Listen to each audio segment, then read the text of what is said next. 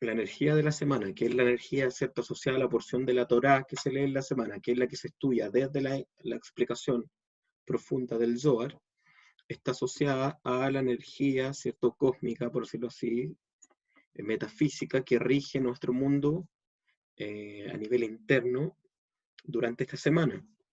Por lo tanto, sabemos que a quien viene a una clase de Zohar con la intención real, genuina, ¿sí?, de aprender, de recibir, de encontrar aquello que sea útil para cumplir con su deseo genuino y sincero de crecimiento, de desarrollo, de evolución, de aportar al mundo, etc., la clase entonces le va a dejar a cada cual lo que esa persona necesite. No necesita preguntar porque sus respuestas, las respuestas honestas que tenga en ese momento respecto a lo que se está estudiando, van a llegarle por medio de la clase. ¿Sí? Por eso que desde hace miles de años en una clase de Zohar no se hacen preguntas. Yo a veces le hago preguntas para incluirlo en la clase y es parte de la dinámica, pero no se hacen preguntas sobre la clase porque las preguntas que tengan realmente que ser respondidas van a ser respondidas por el contenido y por la experiencia. Como hacemos todas las semanas antes de clase, nos vamos a tomar unos segunditos de silencio para concentrarnos, para crear espacio vacío en nuestro interior, para crear una vasija de conocimiento, para que lo que vayamos a estudiar sea de beneficio integral para nosotros, ¿sí? Nos tomamos entonces unos segundos de silencio. Si les es más fácil cerrar los ojos para concentrarse, puede cerrar los ojos. Les recuerdo mantener silencio en sus micrófonos, en sus dispositivos, ¿sí? Vamos entonces a comenzar. Unos segundos de silencio.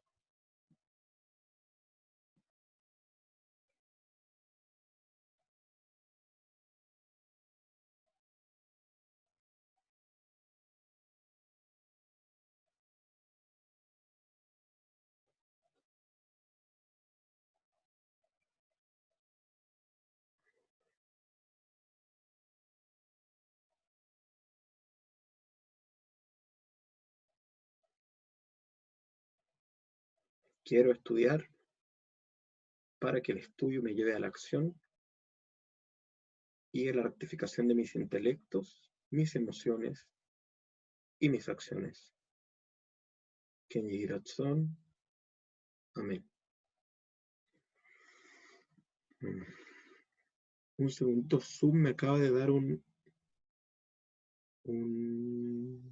mensaje, quiero chequearlo. Necesito que me confirmen si en este momento me siguen escuchando, por favor. Si alguien puede, una persona que me diga por el chat o por el micrófono, sí, que me escucha claramente. Ah, perfecto, ya se escucha. Bien. Es que está experimentando con esos audífonos, pero el tener un oído tapado me provoca una incomodidad. Ya. Entonces, esta semana nos toca estudiar la porción número 34, ¿cierto? De la Torá, que se llama en hebreo Bamidbar, y que es el nombre del cuarto libro de la Torá, conocido popularmente como Números, ¿sí? A los bibliólogos cristianos se les ocurrió ponerle números. Yo les voy a explicar por qué ahora, pero en verdad este libro se llama Bamidbar, que en el sentido más literal de la palabra significa o quiere decir en el desierto. Bamidbar significa en el desierto. Midbar, la palabra Midbar es desierto.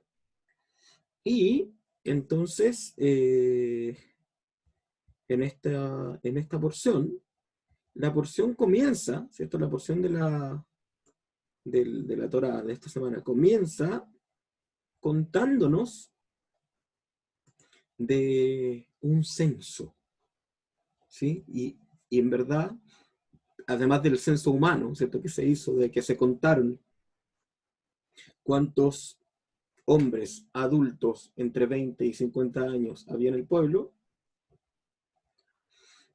además de esta cuenta, ¿cierto? Más adelante nos da otras cuentas. Nos da cuentas de los tesoros del templo, nos da cuenta de las generaciones, nos habla de los hijos de tanto y de los nietos de tanto, que suman en total tanto, que son de la tribu tanto, etcétera, etcétera. Me imagino que la leyeron, espero que la hayan leído. De hecho, se las compartí, compartimos la página para descargar la porción en el Facebook, ¿cierto? En la página de Facebook de Cava Life. Y tengo hasta la sensación que se las compartí en el WhatsApp. No estoy seguro. ¿Mm? Y claro, si uno lo lee desde lo literal y mira así como el texto y ve que, claro, la Torá empieza a decir, los habitantes de esta tribu tienen tantos cabezas de tribu que son tales príncipes, y los hijos de los príncipes, son tantos miles de personas. Es muy aburrido, porque es como leer estadísticas, ¿sí? O como leer un censo, ¿sí? Nacional. Es muy fome, en verdad, muy aburrido. Pero los cabalistas nos dicen, ¿cierto?, que no hay detalles superfluos en la Torá. Esto lo hemos visto, lo hemos mencionado más de una vez. No hay detalles superfluos en la Torá. Si tuviéramos el tiempo y el espacio, que de hecho hubo cabalistas y maestros que lo hicieron, de analizar cada cifra que aparece en esta porción, asociada a cada concepto, descubriríamos, ¿cierto?, que los valores numéricos de esas tribus o de esos príncipes, etcétera, se corresponden con conceptos muy profundos que están asociados en ese aspecto, en el aspecto numérico. No vamos a hablar de eso hoy día en la clase, simplemente se lo estoy contando para poder ir clarificando por qué muchas veces la Torá nos dice, y eso será por 8 días, y esto será por 40 días. Hace una semana, ¿cierto?, en la porción que te ría, dijimos, y 7 días, y luego 33 días, y luego 14 días y 66 días, y Moisés estuvo 40 días, y tal cosa se tomó 9 días. O sea, cada número tiene un símbolo. Lo que me acuerdo, ahora, porque en algún momento, hace en el pasado, hace no sé, unos 15 años, o 14 años, me tocó hacer una exposición, cuando yo todavía no enseñaba, pero me tocó hacer una exposición en ese momento en el contexto sinagogal, sobre esta porción, sobre la porción de Bamidbar. Y como yo tenía el ego muy inflado y tenía deseo de destacarme y de que dijeran, wow, qué impresionante esta porción, que a todos nos ha pasado, se me ocurrió solo buscar numerologías, así, el valor de esto, el valor de esto, el valor de esto, el valor de esto. No me acuerdo ninguna, pero sí me acuerdo que la cantidad de israelitas que fueron contados para la tribu de Yehudá, el valor numérico de esa cantidad, que en este momento no la tengo acá a mano, es el mismo valor numérico de la frase en hebreo de Sheyabó Mashiach ben David, que significa como de ahí vendrá el Mesías hijo de David, como de que el Mesías hijo de David viene de la tribu de Judá. Esa correspondencia encontré en algún momento y que claramente se supone que es así. De hecho, el linaje de la sabiduría y del conocimiento que va a conducir a la raza humana, a cada uno de nosotros, que nos va a conducir a la era mesiánica, fue guardada por la tribu de Judá. Eso lo sabemos, ¿cierto? Que es conocido hoy día como el pueblo judío. De esos datos, las enseñanzas morales o más simples no son tan fáciles de sacar, de extraer, pero sí quiero hablarles antes de ir a escanear el Zohar de esta semana. Y porque tiene totalmente relación con la porción del Zohar de esta semana, quiero hablarles del título de esta porción y de este libro. ¿Sí? O sea, literalmente la porción se llama Bamidbar. Y ahí en la presentación les quiero hacer unas pequeñas marquitas para que vayan viendo unas cosas que tienen que ver con el hebreo, con el lenguaje hebreo, ¿sí? Entonces acá, la palabra Bamidbar es una palabra compuesta. En hebreo las palabras cuando tienen interjecciones o conjunciones o preposiciones y así similares, se convierten en una sola palabra, pero esta palabra está compuesta de dos palabras, de la palabra ba y de la palabra midbar. ¿sí? La palabra ba es la letra bet, ¿sí? La letra bet en hebreo, la letra bet, que quiere decir con o quiere decir en, ¿sí? Con o en, entre muchas otras cosas. Y midbar, la palabra midbar, literalmente, ¿cierto? Que está acá al lado, significa desierto. En desierto, así se podría leer literalmente esta palabra, en el desierto. Lo interesante es que los cabalistas nos dicen que el desierto es un símbolo. En lo literal, la Torah nos cuenta que ellos estaban en el desierto. De hecho, la Torah parte diciendo, y habló Hashem a Moshe en el desierto del Sinai, porque ahí es donde estaban, ¿sí? Bamidbar Sinai. Pero el desierto es un símbolo. Y el otro día, teniendo un intercambio de mensajes con la Dafne, que está ahí conectada, estuvimos hablando algo, yo le hablé de las pruebas, de la pandemia, y ella me dijo una cosa que me pareció muy bonita. A mí me gusta mucho cuando me doy cuenta que los estudiantes, ¿cierto?, que integran los conceptos y lo pueden exponer quizá en otro contexto, pero exponer el concepto. Entonces me dice, hemos estado en el desierto antes, como que vamos a salir de esta.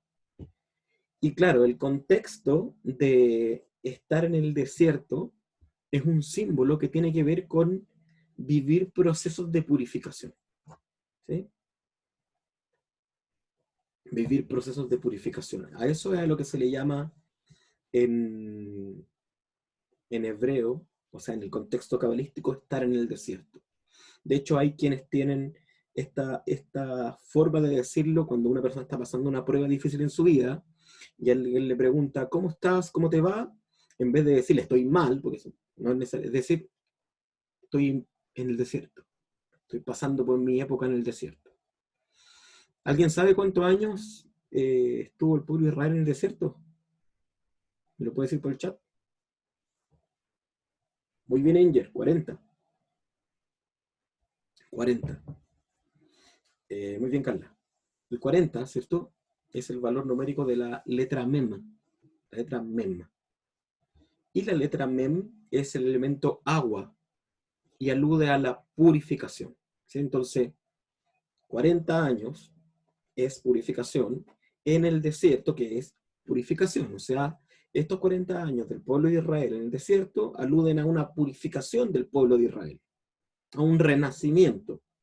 De hecho, la Torá nos va a contar, ¿cierto?, que en este desierto, en estos 40 años, atentos, quiero aclarar un punto entre paréntesis que mucha gente me ha dicho, pero ¿cómo se demoraron 40 años en un tramo que caminando se toma un par de días? No es que estuvieron caminando por 40 años sin parar, estuvieron acampando en el desierto 40 años.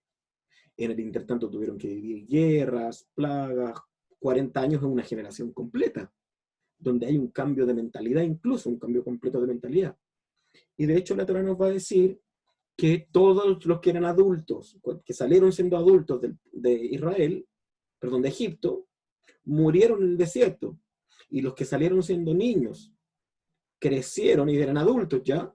Y los que nacieron en el desierto, obviamente también eran adultos cuando entraron a la tierra. Por lo tanto, los que traían la mentalidad egipcia, o sea, la mentalidad de esclavo, murieron. Y los que entraron a la tierra de Israel eran los que tenían otra mentalidad, una mentalidad más de libertad, ¿cierto? Una mentalidad de gente libre, de gente que además tenía Torah, etc. En un sentido más profundo tenemos que recordar el proceso. Israel, ¿cierto?, representa el alma, Egipto representa el cuerpo, Faraón representa el ego, Moisés representa la conciencia. Israel estaba preso en Egipto. Israel, influido por la conciencia, logra escapar, ¿cierto?, de la prisión de los sentidos. Y comienza este camino. No es automático. A mí me llama mucho la atención como hay gente que se toma muy liviana el decir, es que ahora que descubrí esto, ahora estoy despierto. Los demás están todos dormidos y yo estoy despierto y es como una cosa media mística. No, no, no. Esto es un camino. Ok, nuestra conciencia nos hizo despertar nuestra alma, hay algo más, ya hay algo más que los 5 sentidos, ya puedo hacer resistencia. De a poquito voy tomando los conceptos, de a poquito. Ahí comienza este proceso de purificación del desierto. y por lo tanto es un proceso que no va a estar nunca libre de pruebas. Ahora, el desierto en sí no quiere decir estar siendo constantemente probado todo el rato. No, es un viaje. Y en el viaje hay momentos de descanso, como tuvo el pueblo de Israel. Hay momentos de celebración, como tuvo el pueblo de Israel. Hay momentos de conflicto, hay momentos de prueba. Hay momentos de gloria, hay momentos de dificultad. Un viaje. Y ese proceso, tanto la prueba como la alegría, tanto la gloria como el dolor, tanto el honor como la felicidad, la guerra como la fiesta, todo es parte del proceso de purificación. No tenemos que pensar que solo la prueba, solo lo negativo nos purifica. Por ejemplo, aprender a disfrutar sin culpa también nos purifica. Recibir regalos sin sentir que no nos los merecemos también nos purifica. Aceptar que alguien nos diga que nos quiere y sentirnos queridos también nos purifica. O que alguien nos diga que no valemos nada y que nos duela y después hacer la reflexión y decir, bueno, yo valgo y lo que el otro diga no importa, también nos purifica. Entonces el desierto representa el proceso que a todos nos toca vivir mientras vamos de camino, ¿cierto? De camino hacia hacia este estado de conciencia, ¿cierto? Que en Kabbalah se llama Eretz Israel, se llama la tierra de Israel.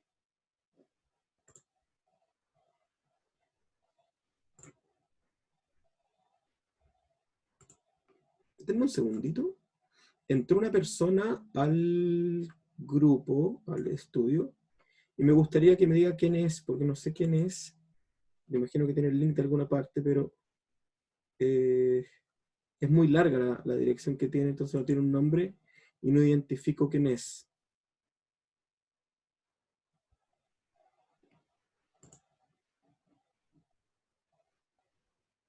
Mm.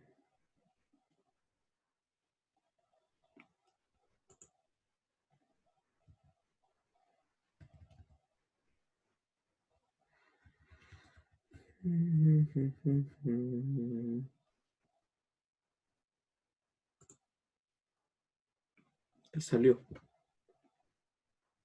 Eso fue muy extraño. Discúlpenme, me pareció muy extraño. Ah, Carla. Eras tú y estabas con un nombre extraño. Ya, me puse nervioso.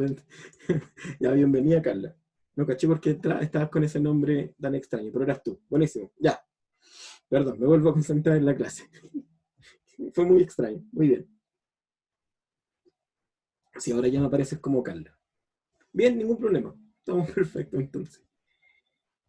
Entonces, como le explicaba, todo el proceso que vivimos en este ir y venir, de ir despertando la conciencia, es un viaje hacia este estado trascendente que es la tierra de Israel. Y en este desierto, que es este camino de evolución, nos encontramos con cosas que nos parecen buenas y cosas que no nos parecen buenas, pero todas contribuyen a, a ese proceso de purificación y de rectificación. Pero además, la palabra midbar, que la vemos aquí ¿cierto? Señalada en cuadritos ahí en la presentación, se puede también a la vez dividir en en otras dos palabras. Se las voy a también marcar con el cosito de dibujar, que es la palabra, ahí, la palabra mi y la palabra devar. Dvar. La palabra dvar, que de hecho en hebreo se dice simplemente davar, es la palabra. ¿Alguien sabe lo que significa davar en hebreo? Davar lo hemos estudiado, creo. ¿Me lo puede decir? Si lo saben.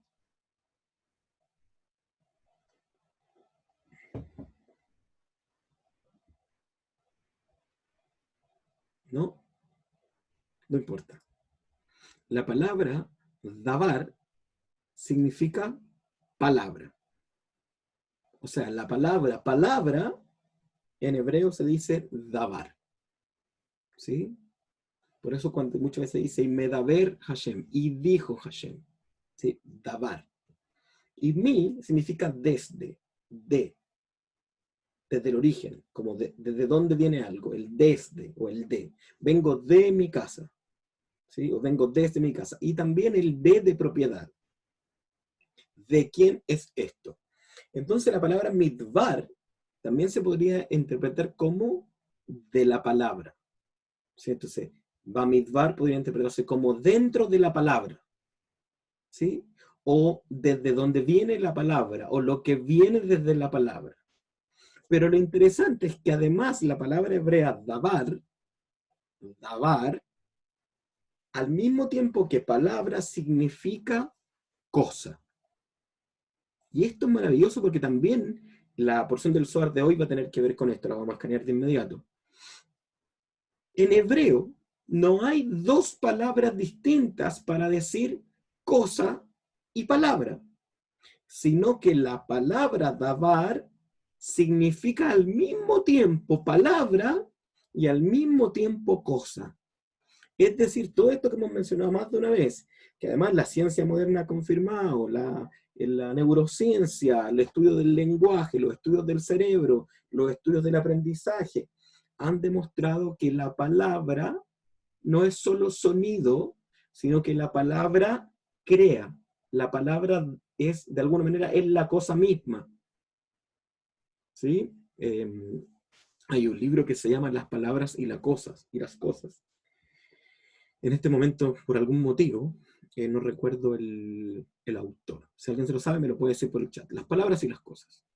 Es famoso, pero en este momento estoy bloqueado. Y el libro, casi al principio dice, todas las rosas existen en la palabra rosa. Es decir, la palabra es la cosa misma. Por eso cuando nosotros explicamos, ¿cierto?, que cuando uno reza, por ejemplo, la palabra, no es solo un sonido que atraviesa ¿cierto?, nuestro sistema, nuestra tráquea, nuestra boca y sale en el aire, sino que es algo, es un algo. De hecho, davar es algo, es cosa. Entonces esto nos da a entender cómo la palabra en sí es la cosa misma. O sea, la palabra es la que determina la realidad. ¿Sí? El sonido mismo de la palabra es la cosa. Por eso cuando escaneamos el Zohar, estamos conectando con una palabra, no es solo una palabra, es una cosa, es una realidad. Cuando hablamos no es solo un sonido, es una realidad que estamos hablando. Y vamos a ir a escanear el Zohar porque este tema es el que vamos a profundizar, desarrollar a partir de esta porción. Por una inquietud que alguien me hizo, que voy a aprovechar a hacer una preguntita, y quiero que me cuenten si logran ver el texto completo, aunque me vea yo en la pantalla, si igual logran ver el texto completo, porque alguien me dijo que no lo lograba, pero por ahí también me pareció decir que alguien podía configurar su pantalla para ver cómo lo veía, para poder evitar que mi imagen, o sea, esta como pantallita donde estoy yo, le tape el texto. Si Dani dice que se puede configurar, ¿ven? Bien. Ah, se puede sacar el panel, dice Dafne. Buenísimo, ya. Entonces ahí, escucharon, si alguien tiene problemas con eso, es eso, se puede sacar el panel. Sí, en la grabación yo quedo en la esquinita arriba sin tapar el texto, eso lo sé. Pero me importa en la transmisión en vivo para que puedan ver el texto ahora medio completo. Entonces, vamos a tomarnos unos segundos para concentrarnos, ¿cierto? Una respiración, una inspiración profunda, ¿sí? Para tomar plena conciencia de lo que estamos haciendo, para recordar y con más sentido de lo que estamos diciendo, que al conectar con la palabra, conectamos con la cosa, vamos a escanear el texto. ¿Sí? Nos concentramos, tenemos el texto en la pantalla, verso 69 de la porción Bamidbar del Zohar HaKadosh.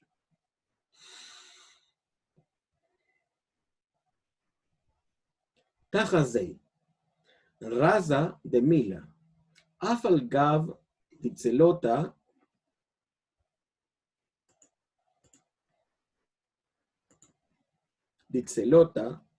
Taliyah Bemilula, Udibura de Fuma, Kola Taliyah Beikra de Uvada Bekadmita.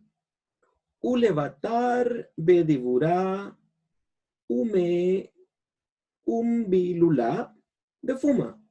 Ma'an Ovada. Ela Hahu Ovada de Avid Barnash Bekadmita. Que Gavna Ditzelotahu. Velo Yetzilei Barnash Zelota. Ad de Hazei Ovada Bekadmita que Gavna Ditzelota.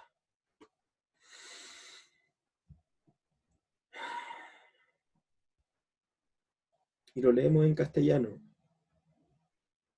Ven y mira el misterio de aquello. Aunque la oración depende de la palabra y de la declaración de la boca, todo depende mucho más y primeramente de la acción, y luego de la palabra y de la declaración de la boca. ¿Y cuál es el punto? Esto es, que solo la acción que la persona realice primero asemeje a la oración. Y una persona no debiera decir una oración hasta que no haya hecho primero una acción que asemeje a su oración. Como hicimos en las otras clases, les voy a dar unos segundos para que lean en castellano de nuevo la porción. Si alguien quiere darse el momento también para escanearla de nuevo como quiera, también puede hacerlo, no hay problema. Pero principalmente lo que les invito es a que la lean y vean qué sentido le hace a ustedes, sin que yo entre en explicaciones. ¿Sí? Un sentido personal, no es necesario que me lo cuenten, nada. Simplemente si pueden tener una reflexión personal de acuerdo a lo que están leyendo.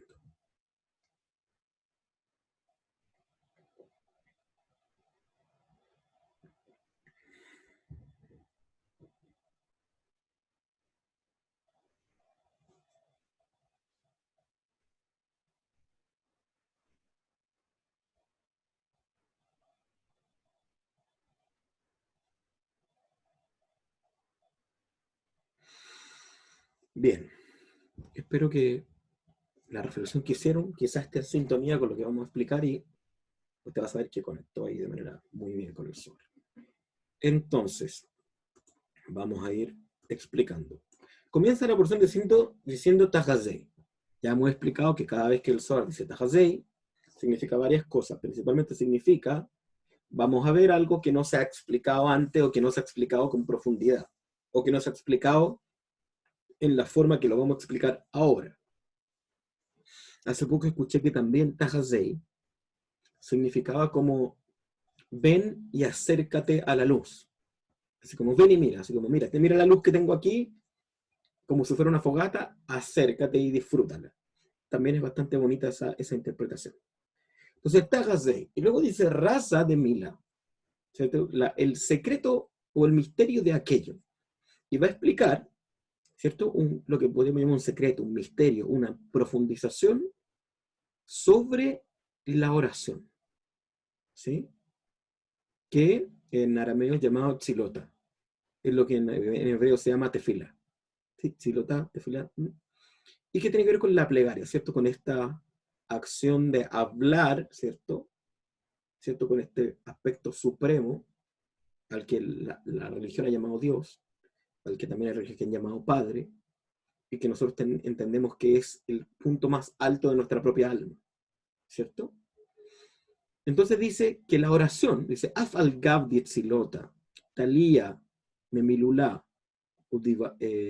Bediburá, de Fuma, o sea, dice, aunque la oración depende de la palabra, ¿sí? Que vamos a decir, y de la declaración de la boca, o sea, de la palabra, es decir, de la cosa que está dentro y que estamos pensando, de la esencia de la palabra y de la declaración de la boca, ¿sí? O sea, y de la pronunciación, o sea, de decir las palabras.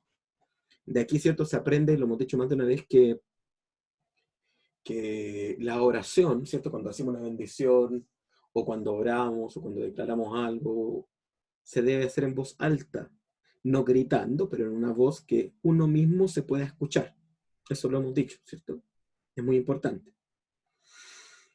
Esto tiene varias explicaciones. Hay una explicación científica que a mí se me hace muy, muy interesante, es que si yo digo algo y nadie lo escucha, por más que en mi intención mental de decirlo haya estado, no le llega a nadie en esa intensidad, esas ondas sonoras son tan frágiles que no mueven el aire alrededor mío, menos mueven, ¿cierto?, la membrana de mi oído, entonces es como que no existieran. Mi cerebro no recibe la influencia del mundo material, estoy hablando, vibracional, energético igual. O sea, yo al decir, si yo digo amor, eso trasciende el aire, en este caso entra por un micrófono, el micrófono lo codifica, lo transforma, sale por el parlante o los audífonos donde te están escuchando, esas ondas sonoras mueven, ¿cierto? Empujan así, y mueven la membrana auditiva, esa vibración envía una señal al cerebro y el cerebro la recibe, la entiende. O sea, es necesario no solo decir, sino que es necesario que se escuche. Por eso dice aquí de la palabra y de la declaración de la boca. Sí, o sea, la palabra tiene que ver con la parte del lenguaje, ¿cierto? El lenguaje interno y la pronunciación. O sea, las oraciones lo primero se deben hablar. Basta con que te escuches tú, tampoco te tiene que escuchar el vecino. Te estás bendiciendo en una mesa, tú puedes decir, Baruch, te escuches tú. Con que te escuches tú bastó porque significa que ya se movió la membrana. Entonces, ¿cierto? Nos dice, Afalgab Betzilota Talia Bemi Lula Odiburá de Puma, dice, Kola Talia Beikra de Obadá Becadmita. Dice, todo depende mucho más, o sea, en mucha mente, gran manera, y primeramente de la acción. Y luego de la palabra y la declaración de la boca. Entonces aquí alguien me va a decir, a ver, espérate. Usted nos enseñó, profesor, o los que me tutean, tú nos enseñaste, Esteban, que todo nace en la idea, luego el intelecto, luego la acción. Entonces, ¿cómo ahora el SOAR nos va a decir que si bien depende de la palabra, o sea, de la idea de la mente y de la declaración de la boca, depende primero de la acción? Me parece que hay una contradicción, no la hay y la vamos a explicar. ¿Mm? ¿Y cuál es el punto? O sea, ya, ¿qué significa esto entonces? Esto es que solo la acción que la persona realice primero asemeje a la oración. Y una persona no debiese decir una oración que no haya hecho primero una acción que asemeje a su oración. Esto significa varias cosas y las vamos a tratar de explicar las más que se puedan. Lo primero es volver a explicar qué es una oración. Ya dijimos que una oración es una conversación, ¿cierto? Una oración tiene que ser además una conversación audible. Para ser considerada oración tiene que ser audible. Al menos audible por uno mismo. De hecho, en la tradición antigua, ¿cierto? Para los que tienen la costumbre, conocen, o apuntan en algún momento a hacerlo. El tema de hacer las conexiones diarias, ¿cierto? Que si bien no se deben considerar obligaciones, sí son muy buenas hacerlas, ¿cierto? Las oraciones de la mañana, de la tarde, de la noche.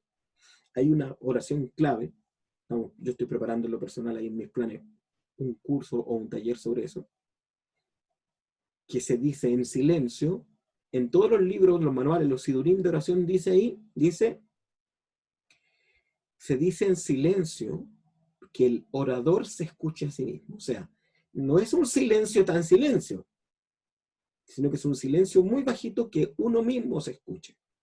Así como hay otras que se pueden decir en voz alta, y así como hay otras que quienes han estado, ¿cierto?, en los encuentros, en las festividades, se repiten. Lo dice uno, lo repite el otro, se dicen todos juntos. Todo tiene que ver con la palabra, ¿cierto? Elevar la palabra pronunciada. Quiero hacer una pregunta. Me gustaría recibir opiniones. Esto sí que son opiniones, porque no hay como, no necesariamente tiene que haber una verdad absoluta, pero ¿cuándo o por qué o para qué? Cualquiera de estas preguntas las pueden responder. Se hace una oración. ¿Cuándo hacemos una oración? ¿Para qué deberíamos hacer una oración? ¿Por qué oramos? ¿Qué piensan ustedes? Para agradecer.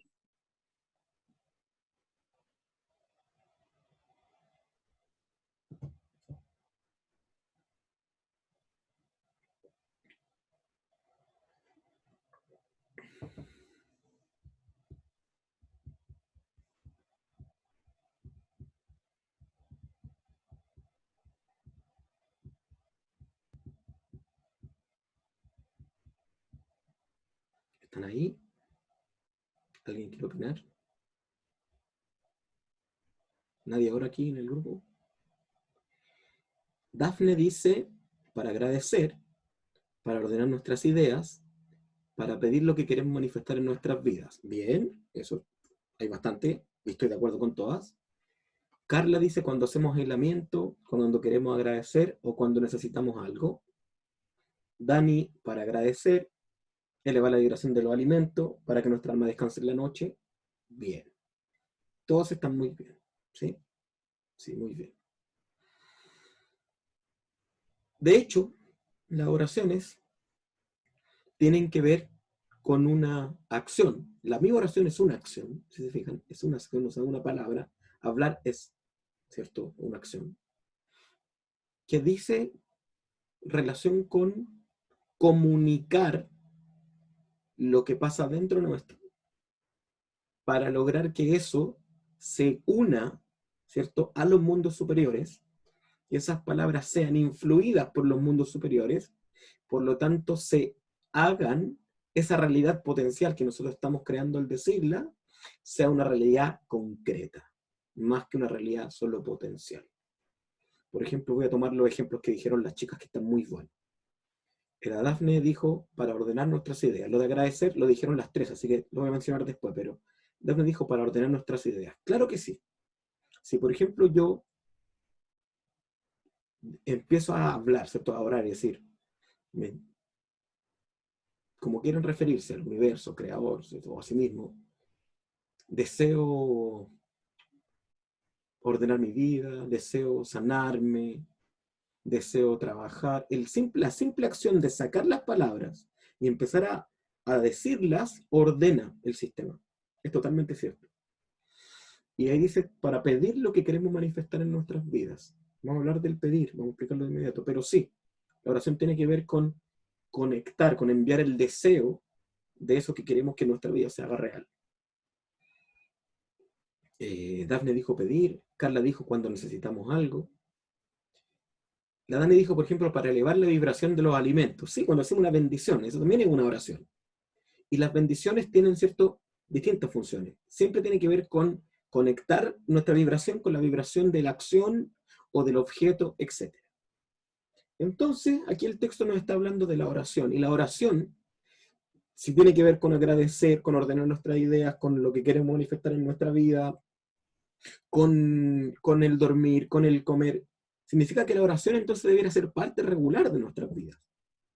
Entendiendo que no es una cosa religiosa de que yo voy donde Diosito y le pido, Diosito, ayúdame con esto. No, sino que tiene que ver con una herramienta de interrelación con los mundos superiores, con el punto superior de mi propia alma, con el sistema donde hay orden y potencia absoluta, y, y todo lo bueno que existe, existe de forma absoluta en esos mundos, y yo desde este mundo, al hablar, envío una señal hacia arriba, ¿cierto?, para crear esta realidad en potencia, y que eso luego vuelva a bajar a mi mundo.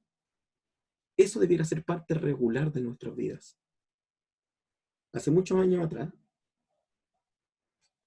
me tocó leer un libro de una Rebbe Zen, la esposa de un rabino, la Rebbe Zen Esther Jungris, que ella daba un consejo. O sea, si alguien quiere que le vaya bien en la vida y quiere estar satisfecho y contento, cuente cuántas veces bendijo o rezó durante el día. Porque eso le va a demostrar cuán consciente está de aquella realidad que quiere crear. O sea, si por ejemplo cada vez que como bendigo, estoy en una conexión saludable con los alimentos. Me levanté en la mañana, agradecí por el alma, estoy en conexión con mi vida, con mi propósito, con mi sentido. Además, bendije o agradecí por mi casa, o agradecí por el sustento, o por mi pareja, o por mis hijos, o manifesté mis deseos. Deseo un mejor trabajo, deseo encontrar pareja, deseo ayudar a los demás.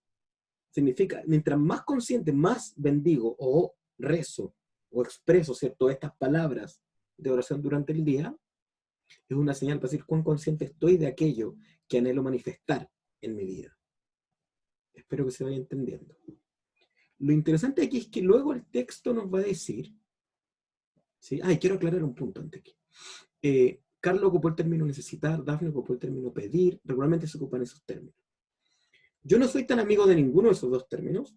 Sí creo que se pueden ocupar cuando hay una conciencia corregida, ¿sí? Pero la palabra, y recordemos que la palabra crea, la palabra más precisa para mí tiene que ver con expresar un deseo. ¿Sí? Pedir es expresar un deseo, pero la palabra expresar un deseo es más correcta que la palabra pedir, en el sentido de que la palabra pedir, en castellano incluso, incluye el concepto de que algo me falta. Algo me falta y por eso lo pido. En cambio, el desear simplemente tiene que ver con algo que quiero experimentar o que quiero tener. Aunque ya lo tenga, pero puedo querer tener más, o quiero querer multiplicarlo. Y hablar de que necesitamos también es complejo, porque el necesitamos para nuestro cerebro está asociado también a la necesidad. La necesidad tiene que ver con una falta.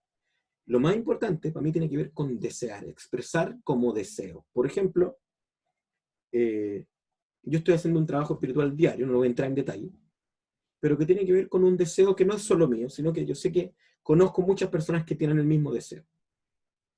Y estoy haciendo este trabajo todas las noches. Entonces, antes de dormir, digo, hago este trabajo con el deseo de que se satisfaga, ¿cierto?, mi deseo y el deseo de todas las personas que lo comparten por medio de esto y de esto y de esto. Espero que se entiendan. Es una corrección a lo mejor sutil, pero que marca bastante la realidad, la manifestación de las cosas. El deseo. Yo deseo más dinero. Yo deseo una mejor relación con mis hijos. Deseo mejor salud. Deseo aportar al mundo. Deseo tener más para dar más. Lo deseo. Porque el deseo crea algo. ¿Qué crea el deseo? El deseo en sí mismo es una estructura espiritual, metafísica. ¿Cómo le llamamos a esa estructura? ¿Alguien me lo puede decir? ¿Se le ocurre? ¿Cierto? Una estructura que nos permite recibir aquello que deseamos.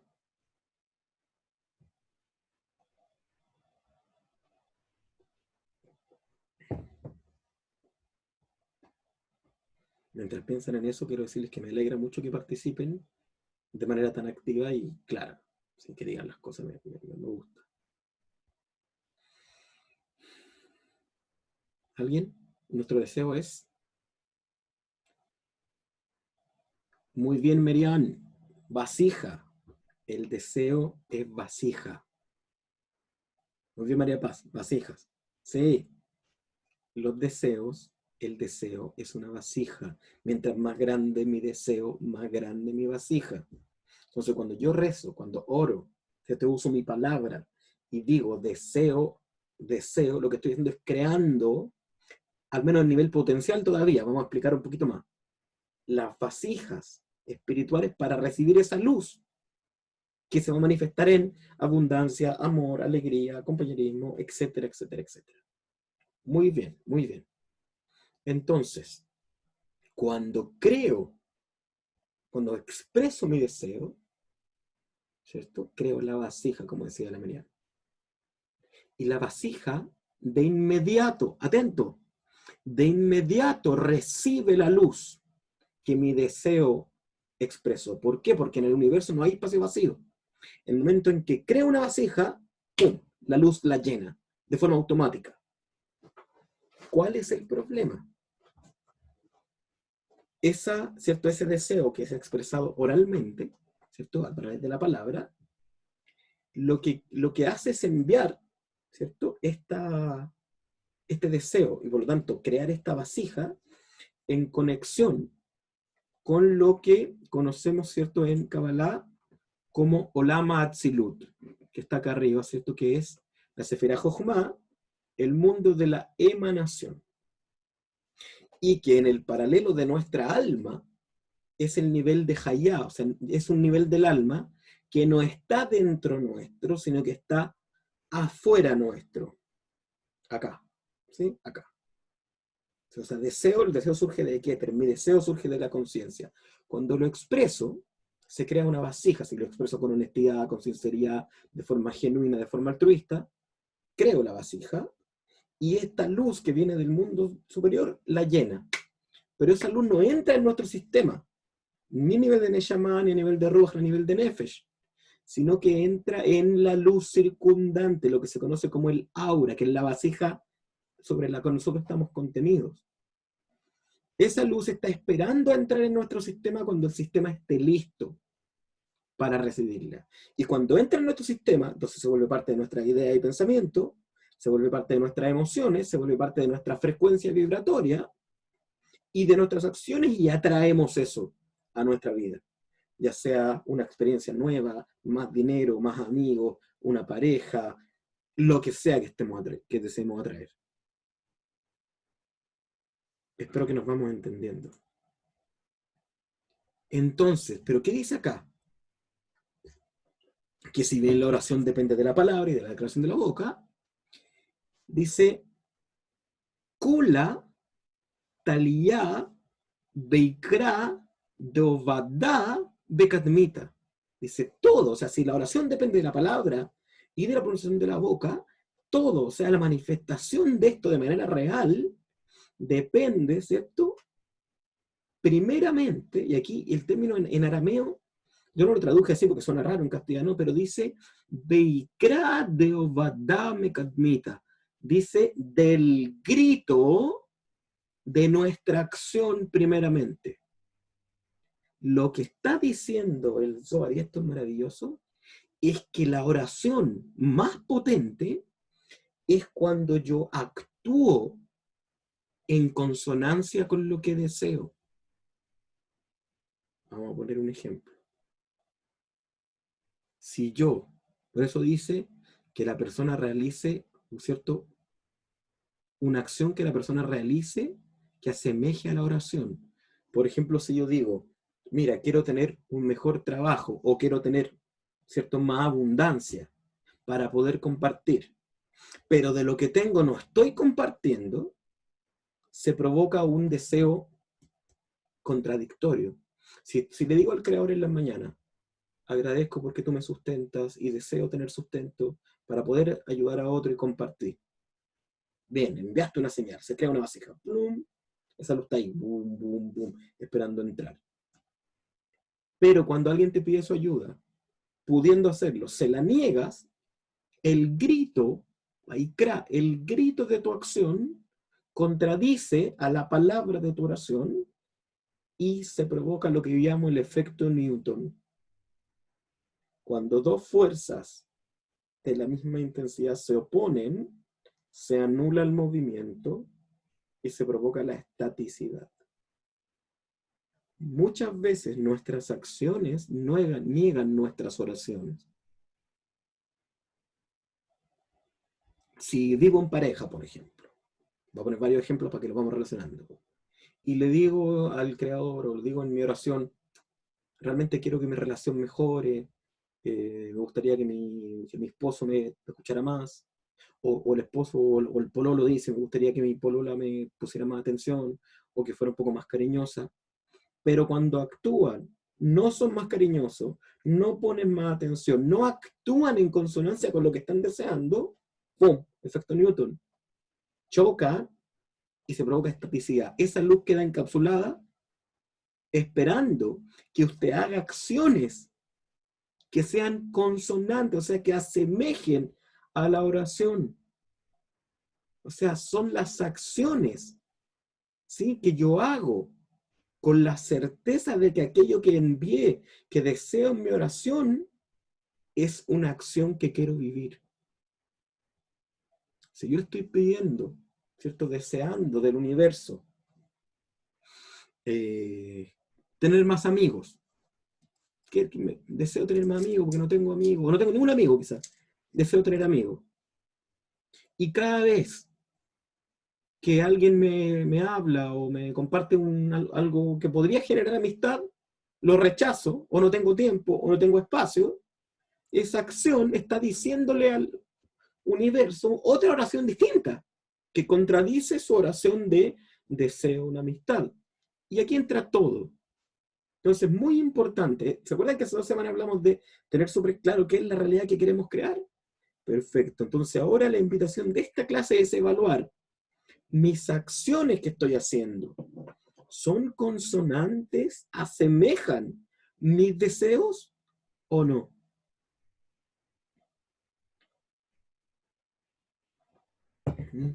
Deseo que el universo sea generoso conmigo. ¿En mis acciones soy generoso? Deseo que llegue una pareja, una polola, o una esposa, o un novio, o un esposo, que llegue a mi vida, ¿sí? A darme lo mejor de sí. ¿Estoy yo actuando para yo dar lo mejor de mí? Porque mi acción, dice acá, ¿cierto? Dice, Kulatelia Beikra de Obadá Bekatmita. Deikra. La acción habla más fuerte que la palabra.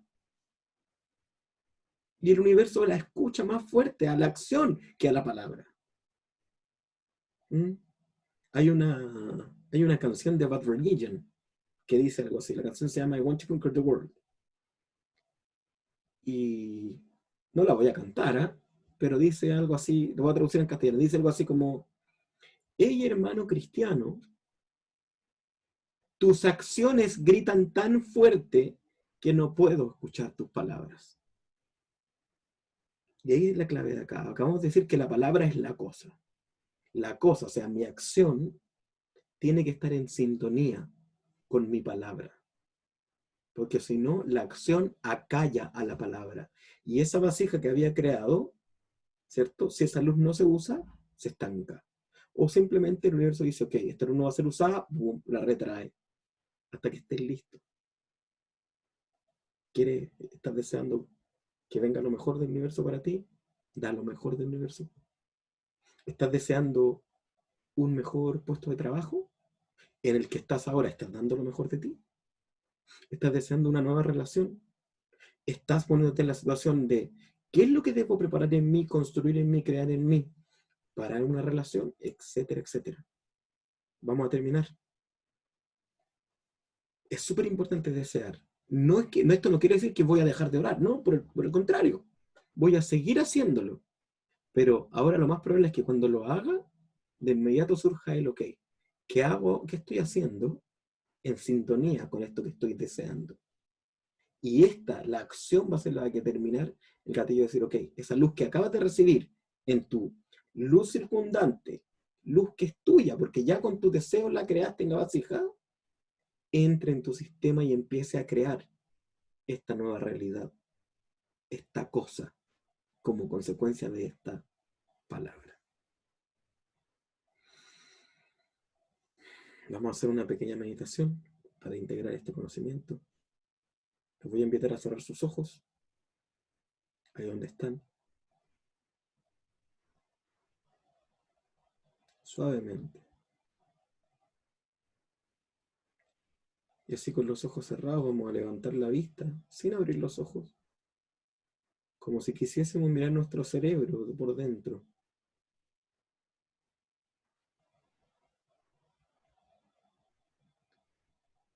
Inspiramos profundo para tomar conciencia, exhalamos lentamente y reconectamos con lo dicho hoy. Nuestras palabras crean la realidad. Nuestras palabras son las cosas que se manifiestan en nuestra vida. Nuestras palabras crean vasijas que se llenan de luz, mas nuestras acciones son las que hacen que esa luz se haga parte de nuestra realidad y transforme nuestra vida. Deseo que seamos capaces de actuar en consonancia con nuestros deseos, para que la luz se manifieste en nuestras vidas en todos los niveles posibles.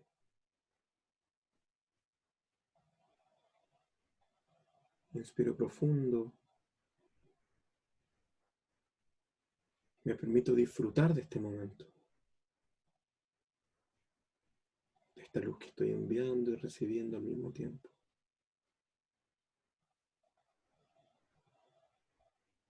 Agradezco en mi interior. Una última inspiración. Exhalo y cuando exhalo me siento cómodo, cómoda, puedo abrir mis ojos.